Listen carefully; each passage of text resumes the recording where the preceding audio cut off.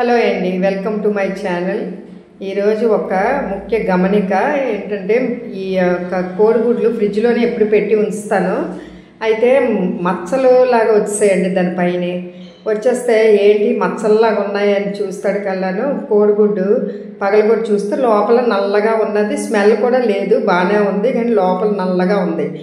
అయితే మా హస్బెండ్ అన్నారు, ఒకరోజు ఒక యూట్యూబ్లో నేను చూశాను, టెస్ట్ చేద్దాం ఉండు గుడ్లన్నీ తీసిరా అని చెప్పి ఆ సెల్ తాలూకా లైట్ మీద ఒక్కొక్క గుడ్డు పెట్టి చూస్తే లోపలదంతా కూడా కనిపిస్తుంది. చూడండి, మీరే చూడండి, లోపల ఎంత చందమామ దగ్గర నల్లగా కట్టేసి ఉంటుందన్నమాట.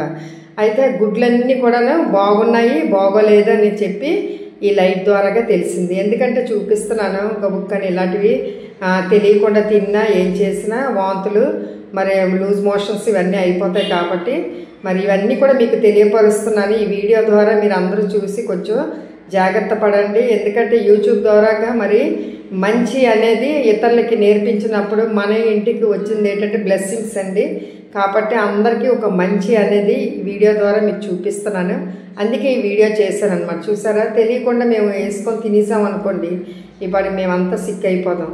కానీ ఇలాంటివి ఉంటాయి కాబట్టి మరి అందరికీ కూడా ఈ వీడియో ద్వారా మీకు చూపిస్తున్నాను. చూసారండి, ఇది మంచి గుడ్ అనమాట. చూడు ఎంత బాగుందో.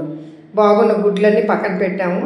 ఇవన్నీ పాడైపోయినాయి. అయితే ఈ పాడైపోయినవన్నీ కూడా ఏం చేస్తున్నామంటే పారేయకుండాను ఇవి మొక్కలకి వాటర్ కలిపి కొద్దిగా అన్నిటికీ వేస్తున్నామండి. ఇప్పుడు వెయ్యాలి ఇంకాను. మామూలుగా సెల్స్ ఇవన్నీ వాడేసినవి అయితే వేస్తాను. ఇప్పుడు గుడ్డే కాబట్టి కొంచెం నీళ్ళు ఎక్కువ కలిపి వాటికి మొక్కలకి వేస్తే మంచి బలమండి. Thank you very much.